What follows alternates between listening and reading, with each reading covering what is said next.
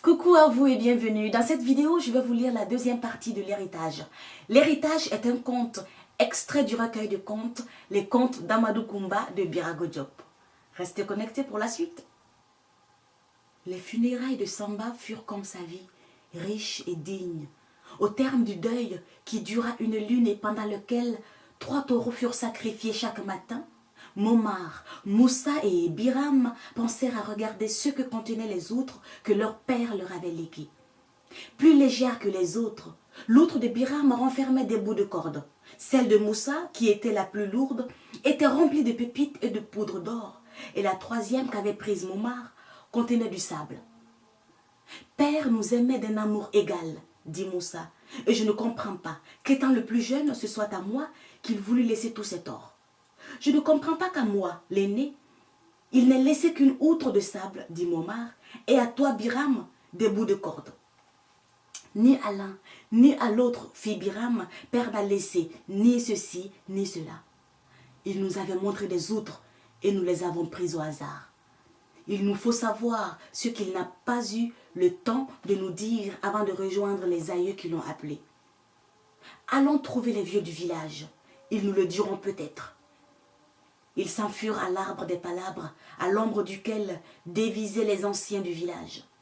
Mais les vieux dont la sagesse était grande cependant ne purent leur expliquer ce que Samba Moura n'avait pu leur dire. Ils les envoyèrent aux vieux de Ngagne, qui leur conseillèrent d'aller interroger ceux de Niane. Le plus vieux des vieux de Niane leur dit « Je ne sais pas ce que votre père a voulu vous ordonner par l'intermédiaire de ces 3 autres, et je ne sais qui pourrait vous le dire dans ce pays où je suis celui qui a vu le plus de jours se lever et plus de lunes croître et décroître. Mais du temps où je n'étais qu'un bambin, j'entendais la grammaire de ma grand-mère parler de Kemtan, l'homme qui savait tout. Allez à sa recherche et que votre route soit douce. » Le vendredi, jour faste pour voyager, Moussa, Momar et Biram, laissant la bride à leurs chevaux blancs, sortirent du village à la recherche de Kemtan. 7 jours, ils allèrent, traversant bois et marigots, forêts et rivières. À l'aube du 8e jour, ils rencontrèrent sur un sentier Bamal le facochère. Certes, ils connaissaient, et de longue date, Bamal. Ils avaient eu plus d'une fois des démêlés avec lui. Celui-ci ne prenait-il pas leur champ de maïs ou de patates pour ses propriétés privées? Mais Bamal, accoutré ainsi qu'ils le voyaient, c'était la première fois de leur vie, et peut-être bien même depuis que Njanya Ndjaye, depuis la nuit des temps, c'était la première fois qu'il était donné à un fils d'Adam Ndjaye, le père des hommes, de le voir. Mais l'homme ne doit s'étonner, ni montrer son étonnement que devant qui peut le renseigner.